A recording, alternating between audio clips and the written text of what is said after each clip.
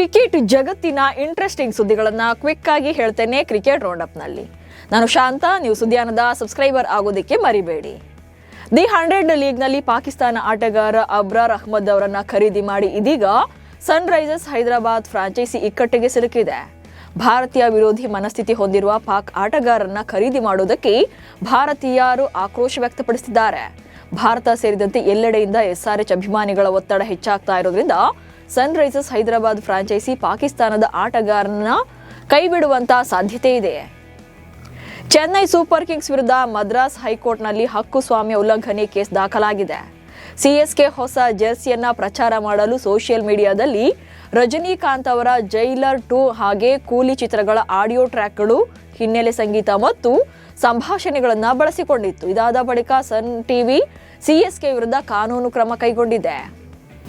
IPL 2026ರ ಆರಂಭಕ್ಕೂ ಮುನ್ನವೇ KKR ತಂಡಕ್ಕೆ ಆಘಾತ ಎದುರಾಗಿದೆ. ಪ್ರಮುಖ ವೇಗಿ ಹರ್ಷಿತ್ ರಾಣಾ ಗಾಯದ ಕಾರಣದಿಂದಾಗಿ ಟೂರ್ನಿಯಿಂದ ಹೊರಬಿದ್ದಿದ್ದಾರೆ.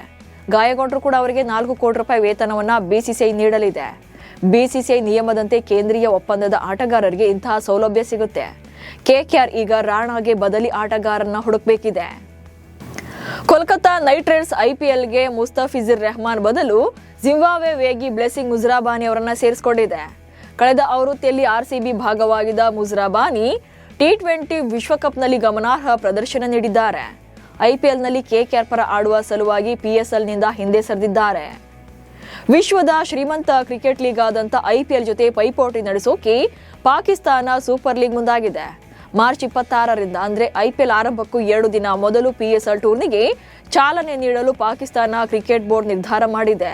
ಅಷ್ಟೇ ಅಲ್ಲದೆ IPLನ ಪ್ರತಿ ಪಂದ್ಯಗಳಿಗೂ ಅರ್ಧ ಗಂಟೆ ಮುಂಚೆಯೇ ಪಾಕಿಸ್ತಾನ ಸೂಪರ್ ಲೀಗ್ನ ಪಂದ್ಯಗಳು ಆರಂಭವಾಗಲಿವೆ. IPLನಲ್ಲಿ ಅವಕಾಶ ವಂಚಿತರಾಗಿದ್ದ 47 ವಿದೇಶಿ ಆಟಗಾರರಿಗೆ ಈ ಸಲ PSLನಲ್ಲಿ ಚಾನ್ಸ್ ಸಿಕ್ಕಿದೆ.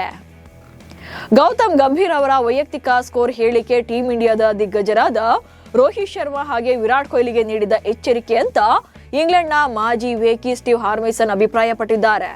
ರೋಹಿತ್ ಮತ್ತು ಕೊಹ್ಲಿ ಭಾರತೀಯ ಕ್ರಿಕೆಟ್ನ ದಿಗ್ಗಜರು. ಅತಿ ಹೆಚ್ಚು ಶತಕ ಹಾಗೆ ದಾಖಲೆಗಳನ್ನು ಹೊಂದಿರುವವರು ಅವರೇ. ಆದ್ರಿಂದ ಗಂಭೀರ್ ಅವರ ಮಾತುಗಳು ನೇರವಾಗಿ ಇವರಿಬ್ಬರಿಗೆ ಅನ್ವಯಿಸುತ್ತೆ ಎಂದಿದ್ದಾರೆ. ಭಾರತದಂತಹ ಬಲಿಷ್ಠ ತಂಡವನ್ನ ಟೂರ್ನಿಂದ ಹೊರಹಾಕುವಂತ ಅವಕಾಶ ಇದ್ರೂ ಕೂಡ ಅದನ್ನ ಬಳಸಿಕೊಳ್ಳದ ಸೌತ್ ಆಫ್ರಿಕಾವನ್ನ ಮೈಕಲ್ ವಾನ್ ಮುಠಾಳರ ತಂಡ ಎಂದಿದ್ದಾರೆ.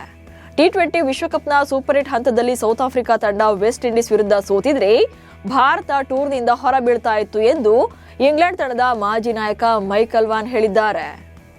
ಟೀಂ ಇಂಡಿಯಾದ ವಿಶ್ವಕಪ್ ತಂಡದಿಂದ ಕೈಬಿಟ್ಟಿದ್ದರ ಬಗ್ಗೆ ಯುವ wicket keeper batter Jitesh Sharma ಮಾತನಾಡಿದ್ದಾರೆ. ಭಾರತ ತಂಡದಿಂದ ಅದರಲ್ಲೂ T20 ವಿಶ್ವಕಪ್ನಿಂದ ನನ್ನನ್ನು ಕೈಬಿಟ್ಟಿದ್ದರ ಬಗ್ಗೆ ನನಗೆ ಯಾವುದೇ ವಿಷಾದ ಇಲ್ಲ. ಫೆಬ್ರವರಿ 1ರಂದು ನನ್ನ ತಂದೆ ತೀರ್ಕೊಂಡಿದ್ದಾರೆ. ನಾನು ತಂಡಕ್ಕೆ ಆಯ್ಕೆಯಾಗದ ಕಾರಣ ನನಗೆ ತಂದೆಯ ಕೊನೆಯ ದಿನಗಳಲ್ಲಿ ಅವರ ಜೊತೆ ಇರೋಕೆ ಸಾಧ್ಯವಾಯಿತು. ನನ್ನ ತಂದೆಗೆ ವಿಶ್ವಕಪ್ಗಿಂತ ಹೆಚ್ಚಾಗಿ ನನ್ನ ಅವಶ್ಯಕತೆ ಇತ್ತು ಎಂದಿದ್ದಾರೆ.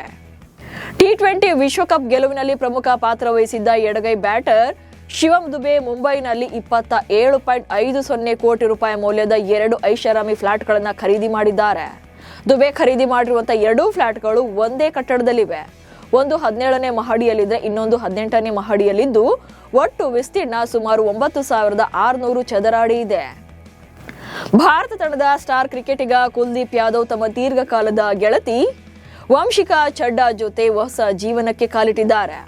ಉತ್ತರಾಖಂಡದ ಮಸೂರಿಯಲ್ಲಿ ಈ ಜೋಡಿ ಮದುವೆಯಾಗಿದ್ದಾರೆ. ಕುಲ್ದೀಪ್ ಯಾದವ್ ಹಾಗೆ ವಂಶಿಕಾ ಬಾಲ್ಯದಿಂದಲೂ ಕೂಡ ಒಬ್ರಿಗೊಬ್ರು ಪರಿಚಯವಾಗಿದ್ದು ಅವರ ನಡುವೆ ಹತ್ತಿರದ ಸಂಬಂಧ ಇತ್ತು. ಇಬ್ರು ಕೂಡ ಕಾನ್ಪುರ ಮೂಲದವರಾಗಿದ್ದು ಸ್ನೇಹದ ಬಳಿಕ ಪ್ರೀತಿಗೆ ತಿರುಗಿ ಇದೀಗ ದಾಂಪತ್ಯಕ್ಕೆ ಕಾಲಿಟ್ಟಿದ್ದಾರೆ.